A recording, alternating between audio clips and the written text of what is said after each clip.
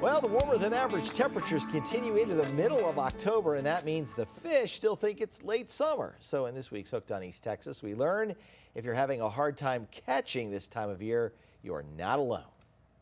Nice and easy now. Okay. Keep pressure on them. Yep, it's a hybrid. First cast. Yeah, nice. Back out here on Cedar Creek Lake with Herbeck's Lone Star Fishing Guide, Brent Herbeck. And today we are talking about fishing as we go into the fall. September is known to be a little bit tough. It's kind of a transition period. The changing temperatures from cool mornings to warm afternoons. It's making the fish fickle.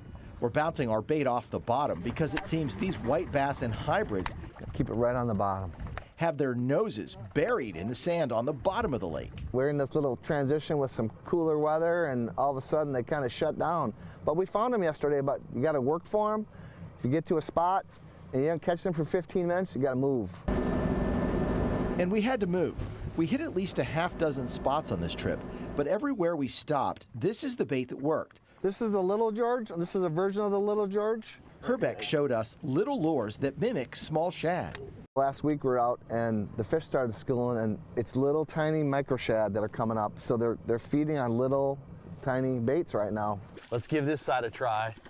The finicky fish are reluctant to chase, so we go with a slower retrieve.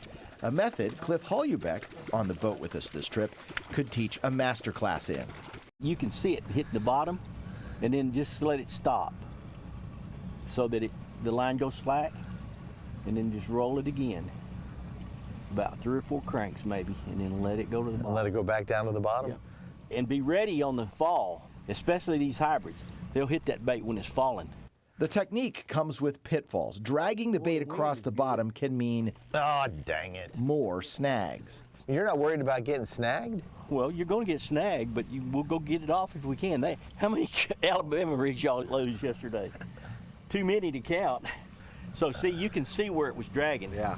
See the stuff on the bottom of the hook? Yeah. The bottom of the lake isn't as deep as it was 2 months or even a month ago, and may drop more if we don't get some rain.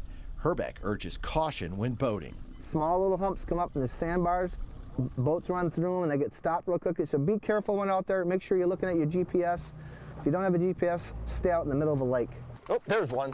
Good. Oh, I got one. On the umbrella rig. 2 of them. You got 2 of them.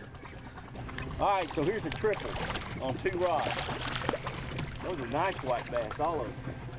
Now they're biting. Yes. Finally. Took a little bit, but you found the right hole. Yes. The warmer temperatures are holding the water temps higher and the fish deeper.